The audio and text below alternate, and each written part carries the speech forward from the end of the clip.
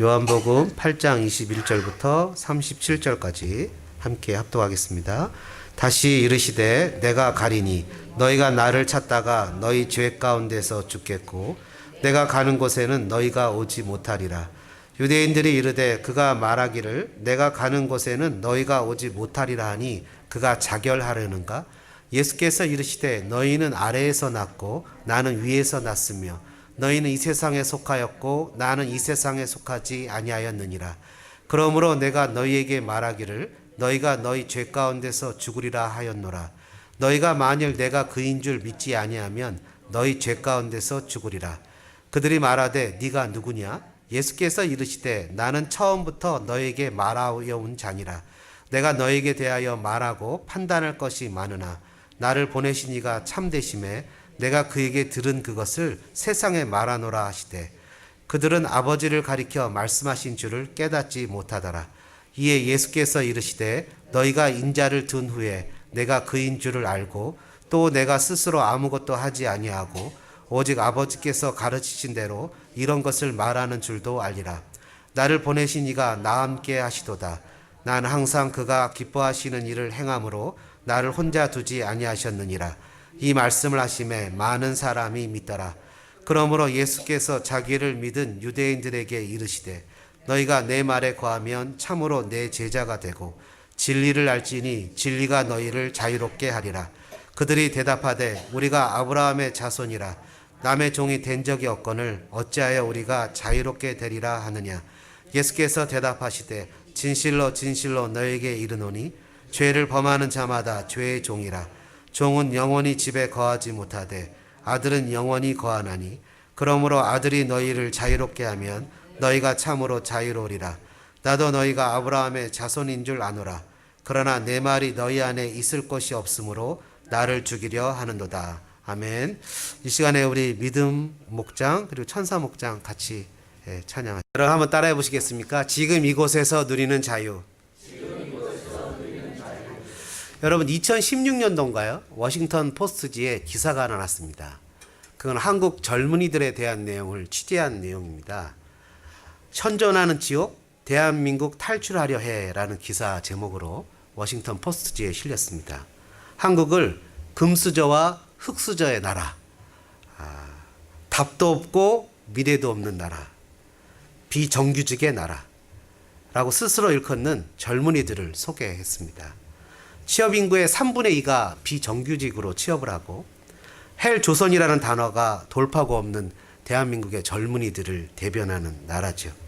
한국에서 파타임이라고 하면 최저임금으로 일하는 풀타임을 뜻한다고 호주로 미국으로 탈출하고 싶은 젊은이들이 서로 사이트를 만들고 서로 정보를 공유해서 외국에서 사는 사람들을 부러워하는 그런 나라입니다. 한국에서 자녀를 키우는 게 너무 힘들다고 심지어 어떤 금메달리스트는 자기의 메달을 반납하고 또 이민을 가기도 했죠. 젊은이들을 가장 힘들고 어려운 시대로 살아가고 있는 모양인 것 같습니다. 여러분 근데 젊은이들을 취재해보면 젊은이들을 정말 어렵게 하는 것은 그런 헬조선 뭔가 소망이 없고 미래가 없는 것이 아니라 그런 답답한 심정을 이해하지 못하는 기성세대라는 겁니다. 기성세대가 젊은이들이 그렇게 취업이 없거나 어렵게 사는 것에 대해서 너희들이 노력을 하지 않아서 그렇다라고 치부한다는 겁니다. 답답한 현실이죠. 여러분 그러나 사회적으로 구조적으로 아무리 노력을 해도 안 되는 일들이 있습니다. 옛날 같으면 열심히 공부를 하고 아르바이트를 해서 학비를 벌고 그리고 또 삶을 살아갈 수 있는 형편이 되었지만 지금은 아무리 노력을 해도 학비를 벌지 못하고 생활비는커녕 학비조차 충당하지 못하는 시대에 살아가고 있기 때문에 구조적인 모순을 사람의 노력으로 해결할 수 있는 것은 참으로 답답한 이야기입니다. 마찬가지로 오늘 본문도 주님이 이렇게 얘기하십니다. 다시 이르시되. 여러분 사람을 더 힘들고 어렵게 하는 것이 내일이 오늘보다 더 나아질 게 없다는 것일런지도 모릅니다. 여러분 어떻게 벌써 2018년도 5월이 마감되는데 올해 1월 달에 아니면 작년 말에 계획하셨던 일들이 잘 이루어져 가고 있습니까? 아니면 내 계획이 오히려 내 발목을 잡고 힘들게 하고 있습니까?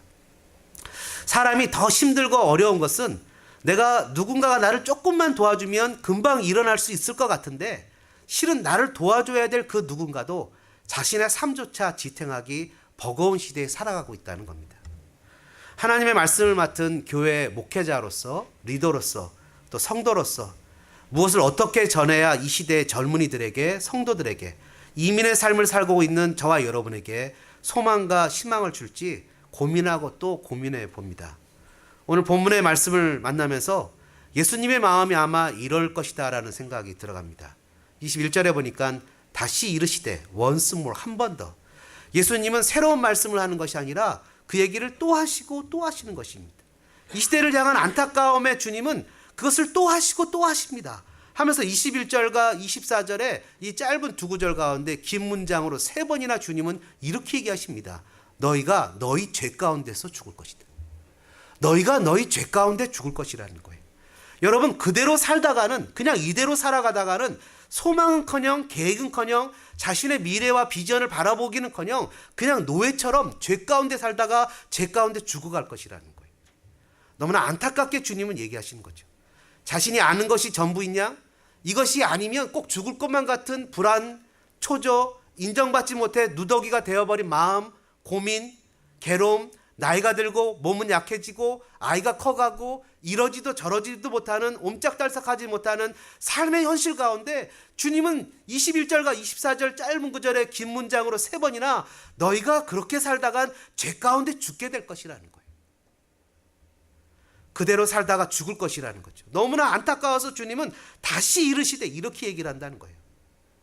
더 충격적인 것은 이들이 그냥 예수님이 전도 삼아 얘기하는 것이 아니라 30절에 많은 사람들이 믿더라는 믿은 사람들, 31절에 예수께서 자기를 믿은 유대인들에게 이르시되, 이것은 had believed, 과거부터 믿어왔던 사람들이에요.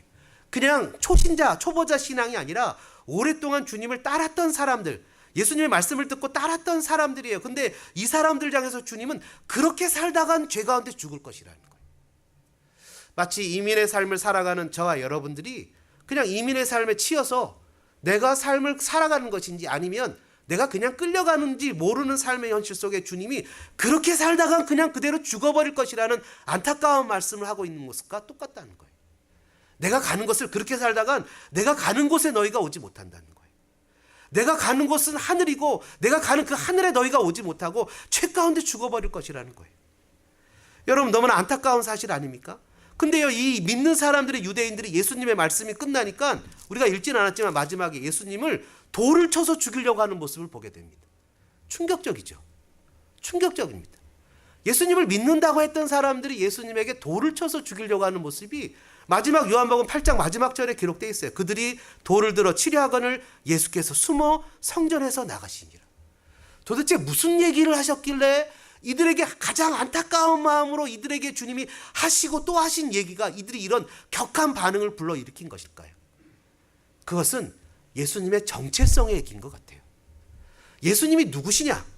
너희들이 그렇게 살다간 죽을 것이라고 얘기하니까 25절에 그들이 그럼 네가 누군데 그렇게 얘기하냐는 거예요. 네가 누구냐는 거예요. Who are you?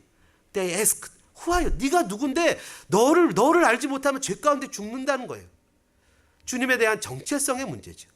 여러분, 주님을 내가 살아가는 삶에 나를 뭔가 좀 도와주는, 내가 목적을 하는 삶에 뭔가 나를 좀 헬프해주는 그런 존재로 여기느냐, 아니면 내가 살아가는 삶이 그분을 위한 삶이냐는 하늘과 땅 차이입니다. 그죠? 내가 살아가는데 내 목적과 내 의지를 따르는데 주님이 좀 나를 도와달라는, 나를 좋은 헬퍼로 주님이 계시느냐, 아니면 주님이 나의 전부, whole thing, everything, 나의 모든 whole life의 최고의 주님이냐라는 것은 정말로 그건 차이점이 있는 겁니다. 주님은 그 얘기를 하시는 거예요.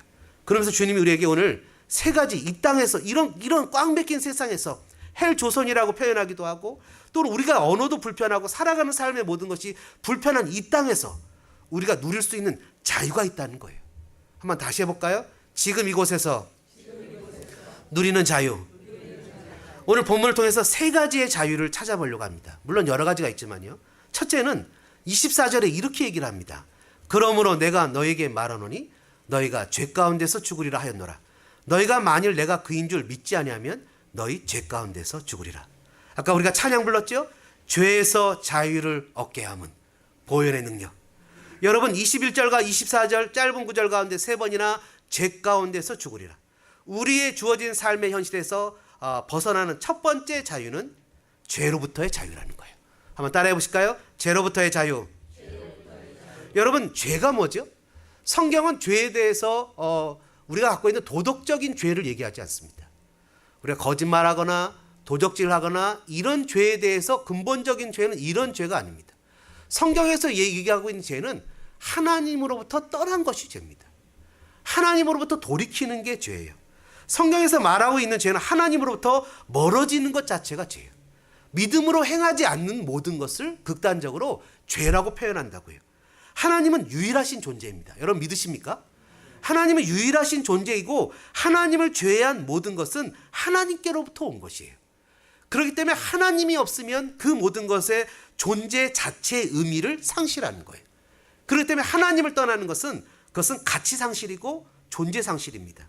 어떤 책에서 이렇게 얘기를 합니다. 하나님을 진리라고 한다면 죄란 진리로부터 돌아서는 것이고, 하나님을 선함이라고 한다면 선함으로부터 돌아서는 것이 죄이고, 하나님을 아름다움이라고 한다면 죄는 아름다움으로부터 돌아서는 것이 죄다. 다시 말해 하나님에게서 돌아서는 죄는 모든 가치 상실이기도 하다는 뜻이다. 그렇습니다.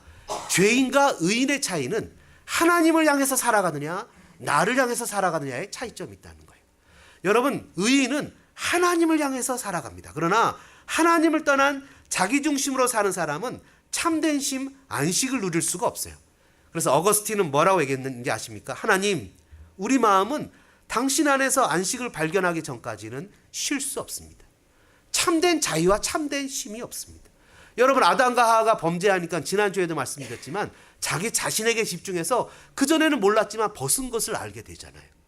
죄라는 것은 자기 중심의 삶을 살아가는 거예요. 여러분 오늘 21절에 보니까요. 너희가 죄 가운데 죽겠고의 이 죄는 복수가 아니라 단수입니다. 단수가 뭔지 아시죠? 여러 가지 죄를 얘기하는 게 아니라 한 가지 죄를 얘기하는데 아까도 읽었지만 24절에 말하는 대로 내가 그인 줄 믿지 아니하면 너희가 죄 가운데 죽으라. 즉 예수 그리스도를 믿지 않는 죄예요. 예수 그리스도를 믿지 않는 죄가 가장 큰 죄예요. 실은 모든 죄는 예수 그리스도를 믿지 않는 것에서부터 시작해요. 여러분 우리가 범하는 그 어떤 죄도 성경은 다 용서받을 수 있다고 얘기를 합니다. 그 어떤 죄도 다 용서받을 수 있어요. 심지어 용서받는 것을 떠나서 그것을 기억조차 아니하신다라고 성경은 기록하고 있습니다. 근데 성경에서 용서받지 못하는 죄가 있죠. 성령 회방죄. 즉 예수를 믿지 않는 죄는 용서받지 못하는 거예요. 그 어떤 것에서도 용서받지 못하는 것이 예수님을 믿지 않는 거예요. 그러면 예수님을 믿는 것이 무엇입니까? 예수님을 믿는 것이 무엇입니까? 여러 번 말씀드렸지만 한번 따라해 보시겠습니까? 나는 죽을 죄인이고 나를 용서해 주시는 예수님의 십자가에 은총이 아니고서는 소망이 없는 사람임을 인정합니다. 이것이 바로 믿는다라는 거예요. 예수님 외에는 소망이 없습니다. 예수님밖에 없습니다. 여기를 보고 저기를 보고 어디를 찾아도 예수님밖에 없습니다. 여러분 욥이 마지막에 그렇게 친구들이 욕을 하고 막 자기를 비난하고 네가 뭔가 잘못했으니까 하나님 너에게 벌을 줬지 라고 했을 때 내가 알기로는 나의 구속자가 살아계시니 My Redeemer, 나의 구속자 예수님이잖아요. 그가 땅에 서시는 그날이 뭐죠? 두 가지 의미잖아요. 하나는 십자가가 서는 것이고 하나는 다시 오시는 그날을 얘기하는 거잖아요. 예수님은 나를 알 거라는 거예요. 여러분 나는 죽을 죄인이고 나를 용서해 주시는 예수님의 십자가의 은총이 아니고서는 소망이 없음을 고백하는 것이 예수를 믿는 것이라는 거예요. 그래서 여러분 예수님을 믿는 사람들은요, 예수님을 생각하면 처음에 이런 기도가 나와요. 주님, 제가 주님을 몰랐던 거 용서해 주세요. 주님, 제가 주님을 잊어버리고 산 거 용서해 주세요. 나도 모르게 주님을 생각하면 주님 자신에 대해서 내가 인정하지 않고 살았던 거에 대한 회개가 날마다 터져 나와요. 그래서 사도 바울은 뭐라고 표현했습니까? 나는 날마다 죽노라.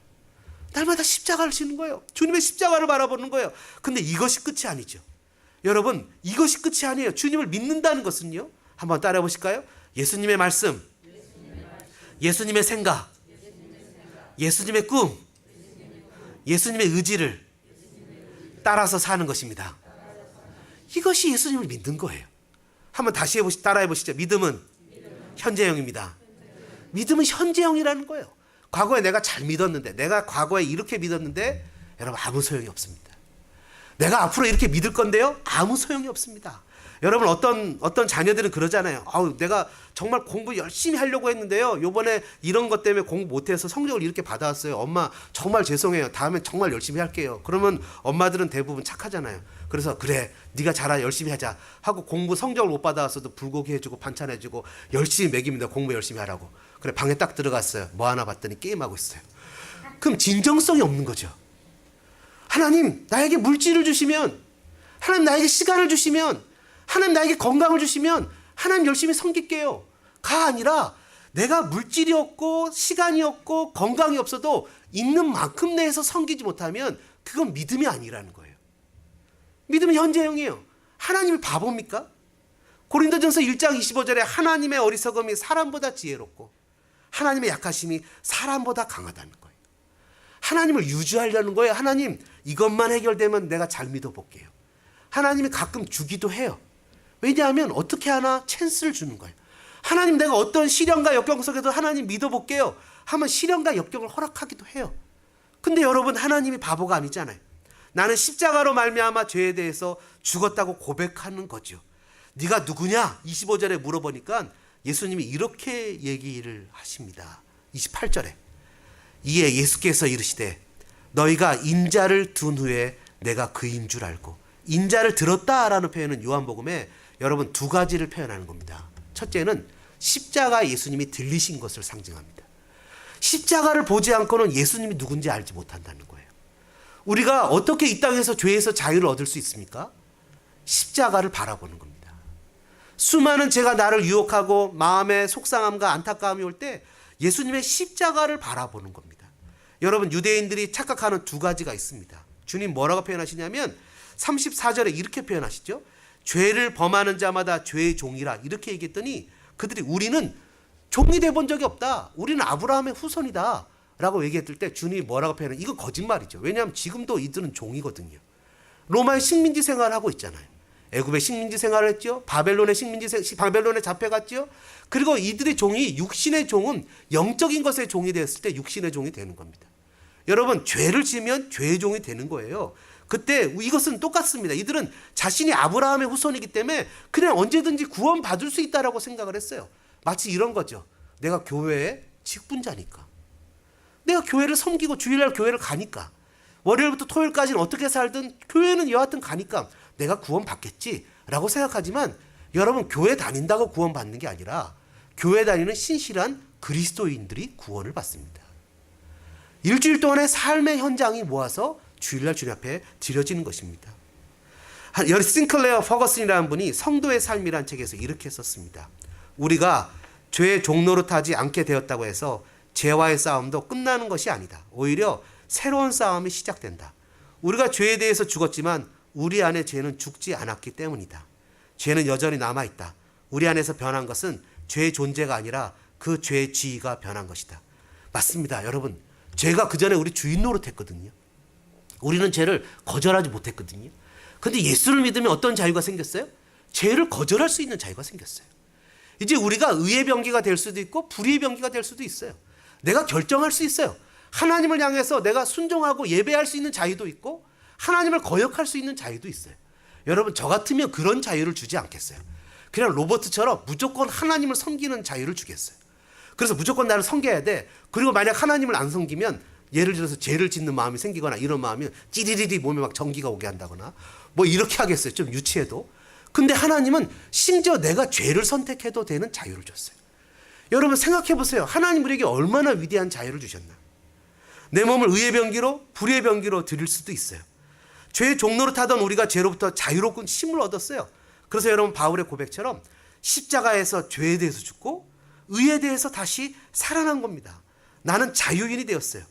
여러분, 예수님은 십자가에서 부활하고 승천하셨어요. 그 예수님을 바라보면서 우리가 믿음으로 이 땅을 살아갈 때 참 자유를 누리게 된 것입니다. 그것이 바로 하나님을 믿는 삶의 모습입니다. 여러분에게 한 가지 질문하겠습니다. 여러분, 교회가 윤리를 교육하는 것입니까? 여러분, 이 시대에 윤리를 가르치는 곳이 없잖아요. 여러분, 윤리는 어디서 가르쳐야 되는 겁니까? 예, 그래서 자녀들이 만약에 버릇이 없으면 부모님들이 욕을 먹습니까? 교회가 욕을 먹습니까? 그러니까 교회는 무엇을 가르치는 곳입니까? 신앙을 가르치는 거예요. 여러분, 교회는 말씀을 가르치고 기도를 가르치는 곳이에요. 여러분, 말씀을 가르치고 기도를 가르치고 영적으로 강하게 하는 곳이에요. 그래서 말씀과 기도의 훈련을 통해서 하나님 나라의 백성으로 살아가게 하는 것이 교회예요. 시브리서 3장 13절은 뭐라고 써있는지 아십니까? 오직 오늘이라고 일컫는 동안, 오늘이에요. 현재예요. 매일 피차 권면하여 너희 중에 누구든지 죄의 유혹으로 완고하게 되지 않도록 하라. 여러분, 공동체는, 교회는 매우 중요합니다. 혼자 신앙생활하는 것이 아니라 그 가운데 죄를 이길 수 있도록 권면하고 힘을 주고 함께 믿음의 삶을 살아가는 것이 교회 공동체의 생활입니다. 두 번째로요, 지금 이곳에서 누리는 자유, 31절과 32절의 말씀에 보니까 이렇게 써 있습니다.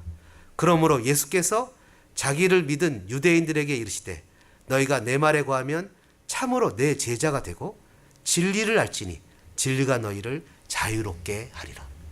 여러분, 주님의 제자가 되고 싶으십니까?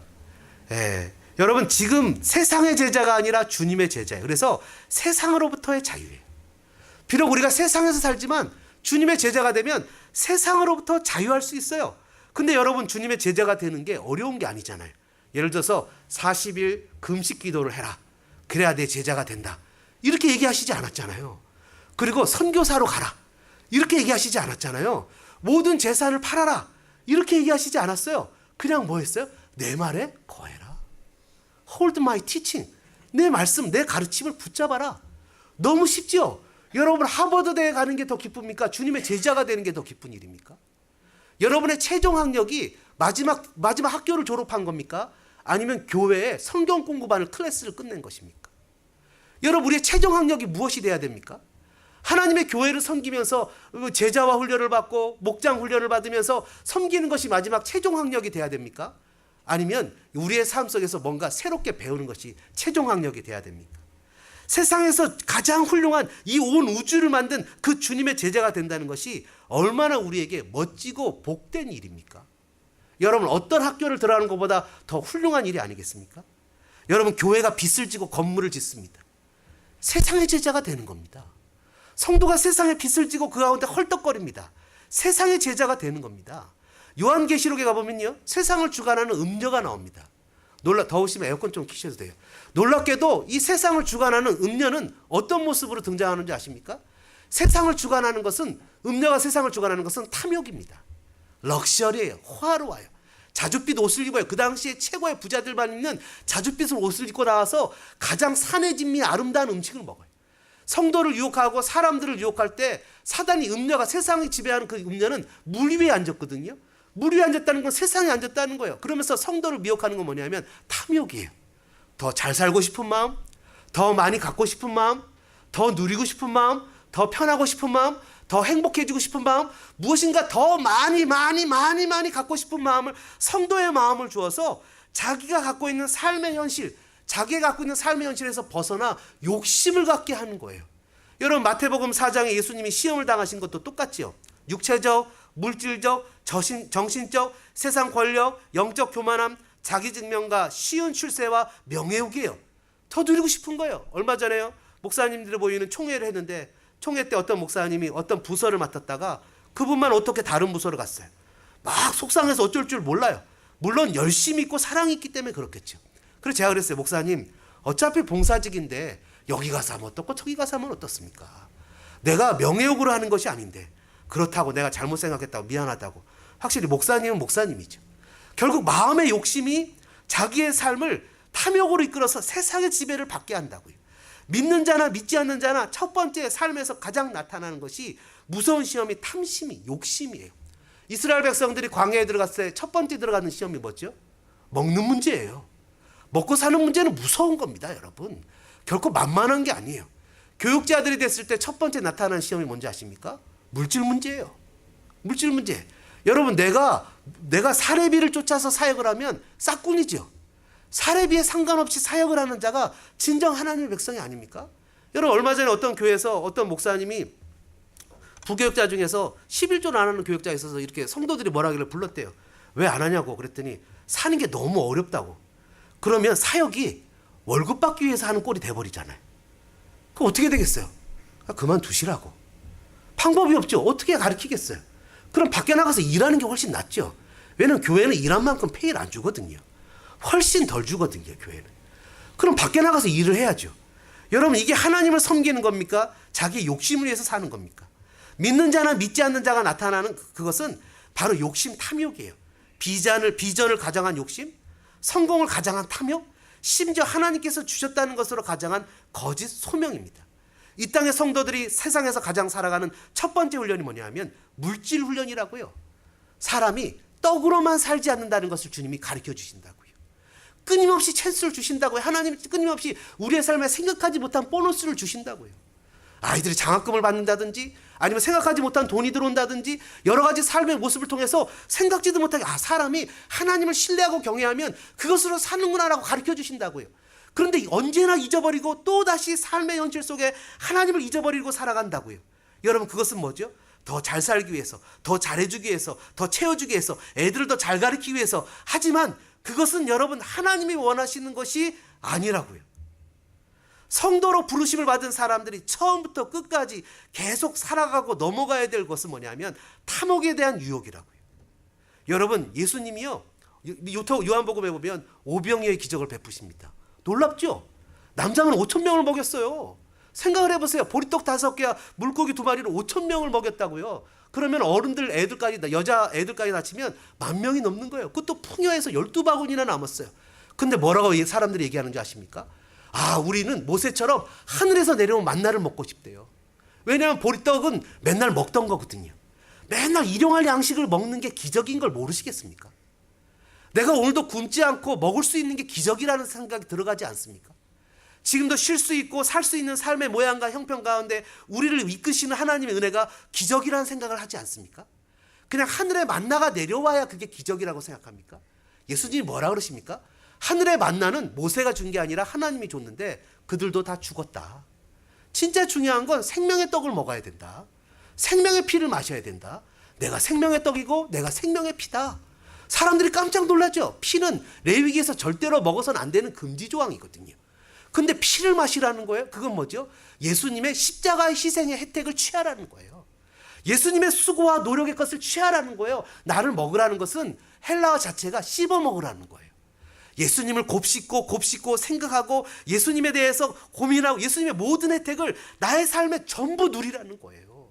애만데 가서 고생하지 말고 예수님이 생명을 주고 풍성함을 주기로 약속하신 그 놀라운 이 세상으로부터의 자유, 예수님의 제자, 예수님의 말씀에 거했을 때 나타나는 그 포도 줄기에 붙어 있었을 때 그 놀라운 자유를 마음껏 누리라는 거예요.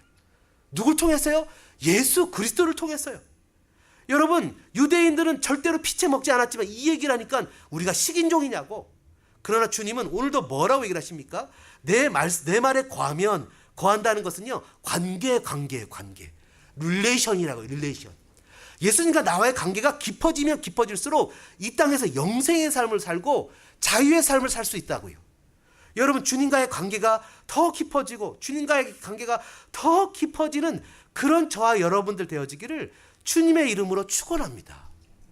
그랬을 때 나타나는 삶의 형태가 무엇입니까? 그건요 자기 포기입니다. 주님을 알면 알수록 내가 나타나는 삶의 포기는 내 자신을 포기하는 거예요. 내 말에 과라 이렇게 얘기를 하셨는데요.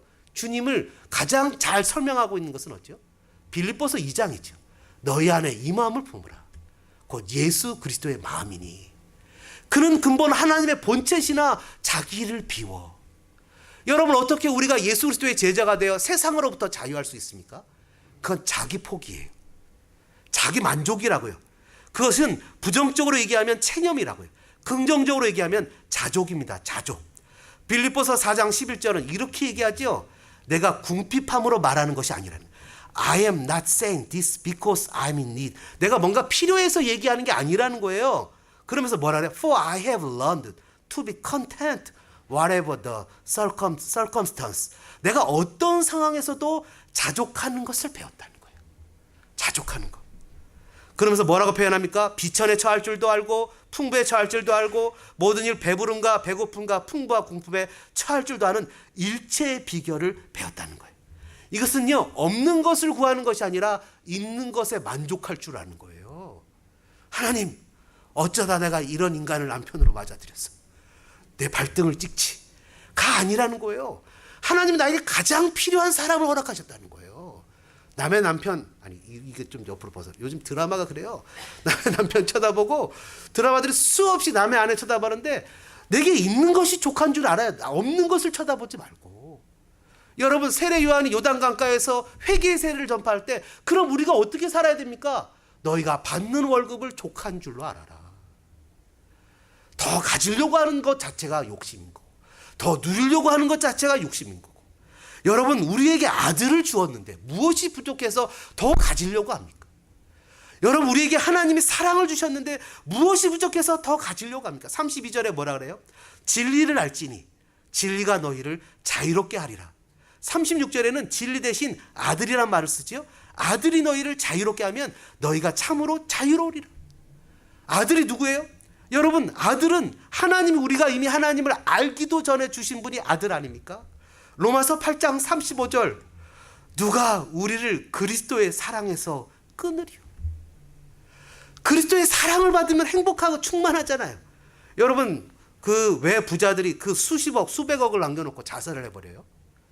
여러분, 왜 그렇게 각박하고 황량한 삶을 살아요? 마음에 사랑이 없어서 그런 거예요. 사랑을 받지 못하고 존재됨을 깨닫지 못하는 거잖아요. 하나님이 우리를 사랑하신 그 사랑이 얼마나 커요? 그 사랑, 로마서 8장에 뭐라 그래요? 누가 우리를 그리스도의 사랑에서 끊으리요? 환난이나 공고나 박해나 기근이나 적신이나 위험이나 칼이나. 기록된 바 우리가 종일 주를 위하여 죽임을 당하게 되며 도살당할 양같이 여김을 받았다 함과 같으니라. 여러분, 살다가 보면요, 거지 같은 꼴을 다 당하잖아요. 그렇죠? 너무 속상하고 억울한 일을 다 당하잖아요. 치사하고 더러워도 먹고 사는 것 때문에 그만두지 못하잖아요. 뭐라 그랬어요? 도살당할 양같이 여김을 받았지만 그러나 이 모든 일에 우리를 사랑하시는 으로 말미암아 우리가 넉넉히 이기느니라. 내가 확신하노니 I'm convinced. 사망이나 생명이나 천사나 권세나 현재나 장래나 능력이나 높음이나 깊음이나 다른 어떤 피조물이라도, 한번 같이 따라해 보실까요? 우리 주 예수 그리스도 안에 있는 하나님의 사랑에서 끊을 수 없느니라. 아멘. 여러분, 이거면 이너프하지 않습니까? 이러면 만족하지 않습니까? 여러분, 이것으로 자족해서 주신 것에 대해서 자족하는 삶을 사는 것이 우리의 삶이 아니겠습니까? 가장 대표적인 사람이 누구죠? 욥입니다. 욥은요, 엄청난 동방의 부자고 의인입니다.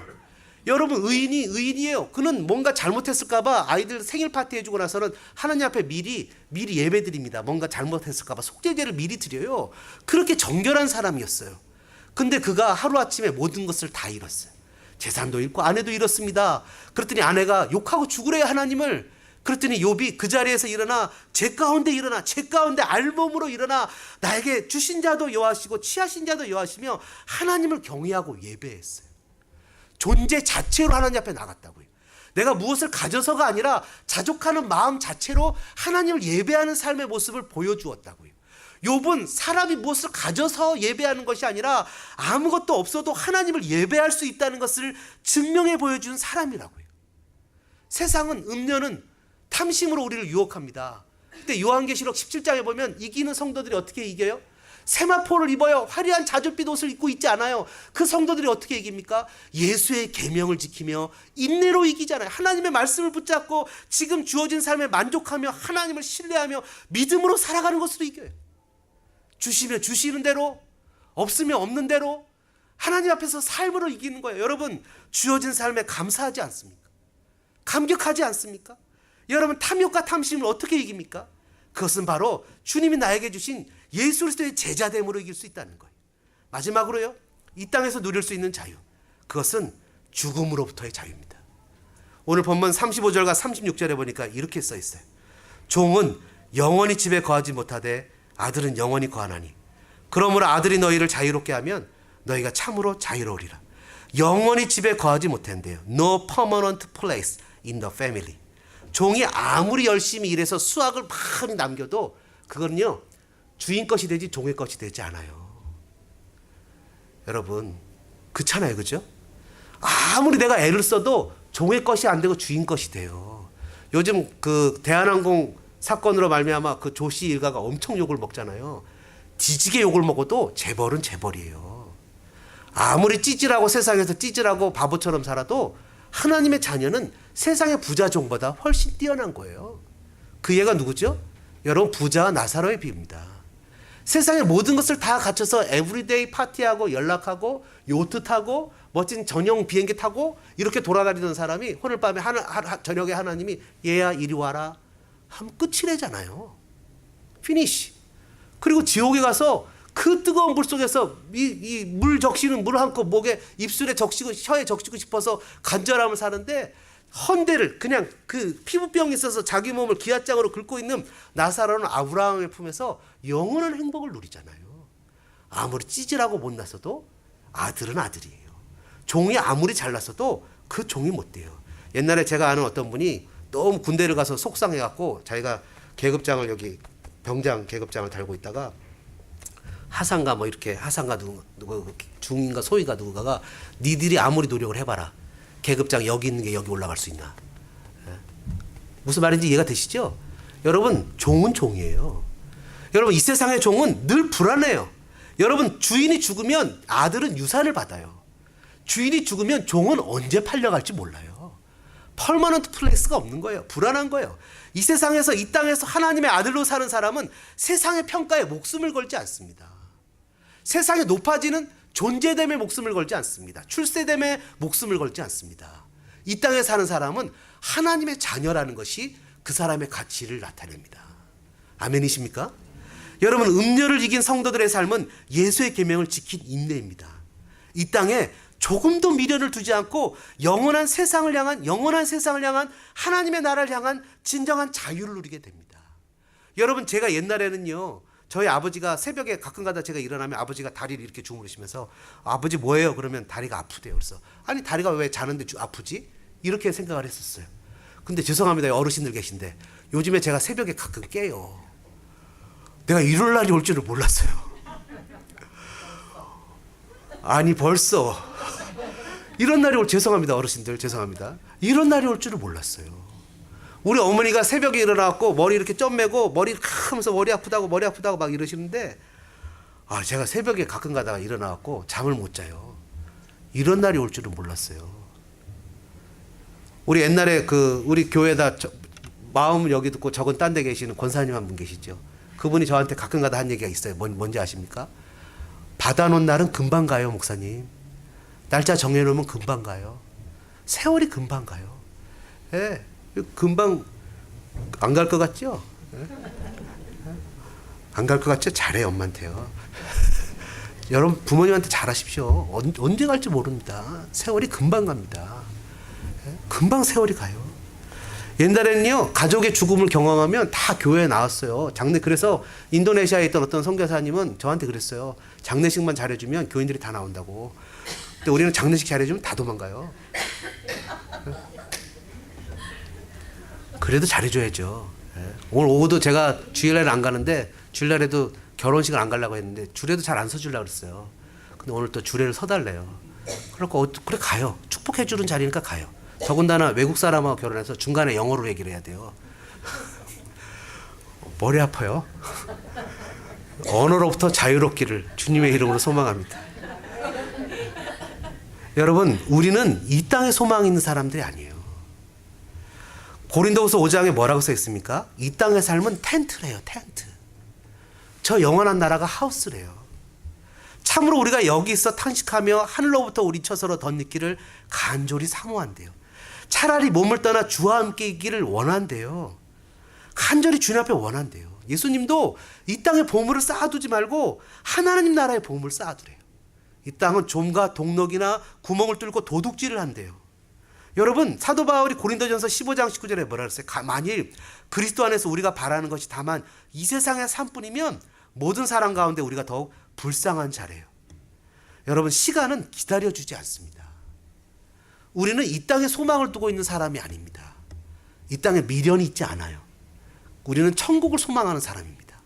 그래서 어떤 분들은 저한테 그래요. 빨리 천국에 가고 싶대요. 그럼 뭐라고 물어보는지 아시죠? 요즘에 삶이 괴롭군요. 삶이 괴로운 거예요. 아이들이 속을 썩히기도 하고 그리고 살아가는 모양이 힘이 들기도 하고. 여러분, 우리가 어떻게 이 땅을 살아가는 데서 죽음의 삶의 모습에 이생의 삶에 자유로울 수가 있습니까? 그거는 사명입니다. 사도 바울은 사도행전 20장 24절에 내가 달려갈 길과 주 예수께 받은 사명 곧 하나님의 은혜의 복음을 증거하는 일을 마치려 하매 나의 생명조차 조금 더 귀한 것으로 여기지 아니한다고 얘기했어요. 사도 바울은 예루살렘으로 가는 것이 자금의 죽음의 길인 줄 알았어요. 잡히는 건 줄 알았어요. 순교의 길인 줄 알았어요. 그런데도 불구하고 하나님의 사명을 감당하기 위해서 그 길을 걸어갔어요.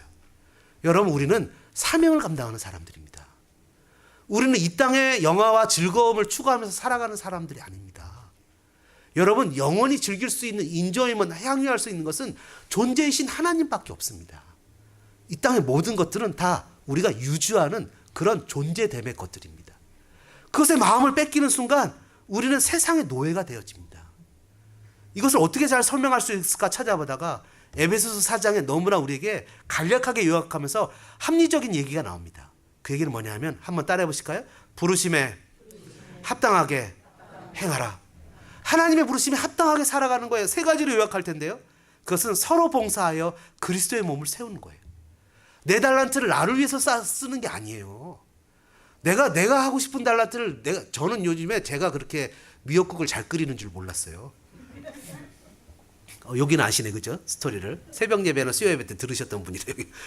잘 끓이는 줄, 물론 가끔 실패하기도. 어저께 그래서 제가 우리 한글학교 아이들한테 미역국을 끓여주려고 금요일 날 미리 장을 봐갖고 미역국을 해서 고기 넣어서 끓였는데 미역을 너무 많이 넣었어요. 사랑하는 마음이 나고. 그 와이프가 조금 이렇게 했더니 그전엔 잘 끓였는데 그래서 또 유튜브 보고 끓였어요. 하여튼 우리에게 주신 하나님의 은사는 나를 위해서 쓰는 게 아니에요. 그리스도의 몸을 세우는 거예요. 그리고 두 번째는 에베소서 4장은 부르심에 합당하게 행하는 것을 그리스도를 믿는 것과 아는 일에 하나가 되라고 얘기를 한다고요. 살아가야죠, 여러분. 그냥 그렇게 열심히 일을 하면서 사는 것에 취할 것이 아니라 하나님의 사람으로 살아가야죠, 이 땅도. 그래 하나님이 복을 주시지요. 여러분, 왜 욥이 2배의 축복을 받았어요? 그는 존재이신 하나님으로 즐거워할 줄 알았기 때문이에요. 존재됨의 마음을 빼앗기면 있는 것도 하나님이 가져가시잖아요. 마지막 세 번째로 새 사람을 입어 허망한 것을 버리고 이웃과 참된 지체가 되는 것이 부르심에 합당하게 살아가는 거예요. 사랑하는 형제자매 여러분, 우리는 하나님의 은혜에 감격하며 이 땅을 살아가야 되는 믿음의 사람들입니다. 정말 교회는 은혜를 은혜로 아는 사람들의 모임이 교회입니다. 우리 이 땅에 살면서 주님께서 주신 참된 자유를 누릴 수가 있습니다. 예수님의 십자가를 믿음으로 죄로부터 자유할 수 있습니다. 예수님의 자기 비움의 정신으로 탐욕인 세상으로부터 자유할 수 있습니다.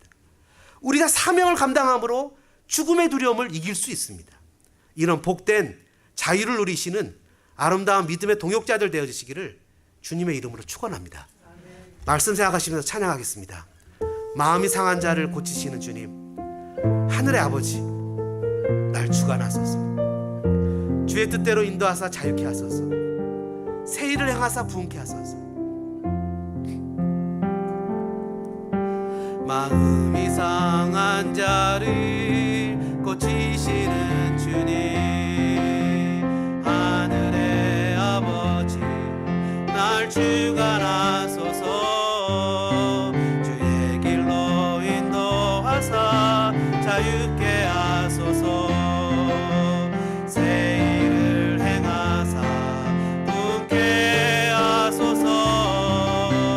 의에 줄이고 복이 많으니 성령의 길을 부소서. 의에 줄이고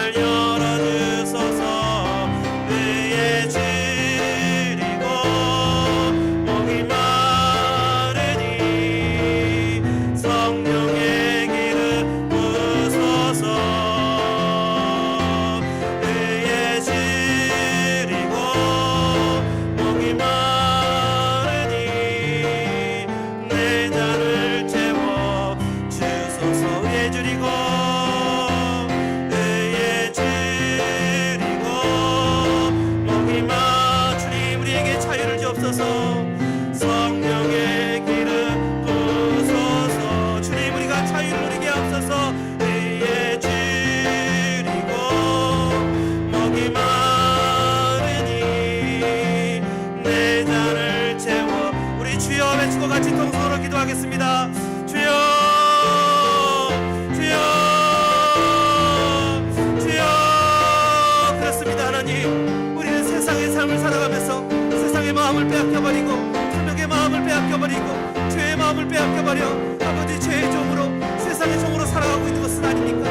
아버지 자유를 누릴 수 있고 주님이 주신 참된 자유가 있는데 아버지 하나님 마음의 욕심 때문에 또 세상을 향한 마음 때문에 아버지 하나님 정말 이 자유를 하나님을 향해 섬기는 자유로 아버지 주님을 예배하는 자유로 아버지 존재됨이신 하나님을 향유하며 아버지 그 외 모든 것들에 대해서 마음을 비우는 참된 용의 모습처럼 살아가는 자유가 아니라 아버지 어쩌면 세상 것에 마음을 빼앗겨버리고 진정 자유와 마음의 쉼을 누리지 못하고 살아가고 있는 것은 아닙니까? 하나님 우리를 불쌍히 여기시옵소서. 아버지 마음의 부담감이나 아버지 마음의 안타까운 죄됨을 내려놓고 내 생각과 내 계획대로 살아가는 삶이 아니라 하나님의 뜻대로 살아가는 아버지 하나님의 목 하나님의 말씀대로 살아가는 주님의 말씀에 거하는 그래서 하나님 아버지나 아버지 구글이나 삼성이나 그 어떤 곳에 들어가는 것보다도 더 훌륭한 하나님의 제자로 예수님의 제자로 이 땅을 살아갈 수 있도록 도와주시고 사명을 감당하게 하시고 소명을 감당하게 하시고 믿음으로 주어진 삶을 한 걸음 한 걸음 걸어가며 감사하며 감격하며 찬송하며 아버지 주어진 것에 믿음을 바라보는 삶을 살게 되어지게 아버지 도와주시옵소서. 아버지 도와주시옵소서. 하나님 주님의 백성들에게 하나님 은혜를 베풀어 주시옵소서. 하나님 우리의 마음은 참된 쉼을 누리고 싶습니다. 주님 안에 참된 안식을 발견하고 싶습니다. 아버지 우리가 참된 자유를 누리며 아버지 하나님 종의 몸에서 반복적이고 습관적인 죄에서 반역성에서 아버지 하나님 그것에 벗어나 아버지 정말 다람쥐 쳇바퀴 돌듯 살아가는 정말 하나님 양처럼 도살장에 끌려가는 양창처럼 아버지 참혹하며 비참함을 경험하지만 아버지 그리스도 예수의 사랑으로 말미암아 넉넉히 세상을 이기게 하시고 그리스도 예수의 사랑으로 말미암아 넉넉히 세상을 이기며 주를 바라보며 하나님 이 땅을 하나님 믿음으로 주어진 삶의 현실을 살아가게 도와주시옵소서. 하나님 비록 나의 다됨이 세상이 평가하는 내가 아니라 저 하늘나라를 소망하며 아들로서 살아가는 내가 되어지게 주님 도우시고 인도하시옵소서. 의에 줄이고 목이 마르니 성령의 기름 부소서. 의에 줄이고 목이 마르니 내 잔을 채워 주소. 2절입니다. 성령으로 채우사 성령으로 채우사 주보게 하소서. 주의 임재 속에 은혜 알게 하소서. 주 뜻대로 살아가리 세상 끝날까지. 나를 잊으시고 새날 열어주소서. 의에 줄이고 목이 마르니 성령의 기름 부소서. 의에 줄이고 목이 마르니 내 잔을 채워 주소서. 내 잔을 채워 주소서. 이제는 억만 죄악에서 우리를 구원해 주신 구주 예수 그리스도의 은혜와 하나님 우리 아버지의 무한하신 사랑하신가 성령님의 감동 감화 교통 역사하신 은혜가 이 시간 이 땅에서 이곳에서 자유함을 누리며 믿음으로 살기로 다짐하는 사랑하는 성도들 머릿머리 위에 다짐 위에 삶 위에 그 자유 위에 우리 어린 자녀들 위에 이제로부터 영원토록 함께 있을지어다.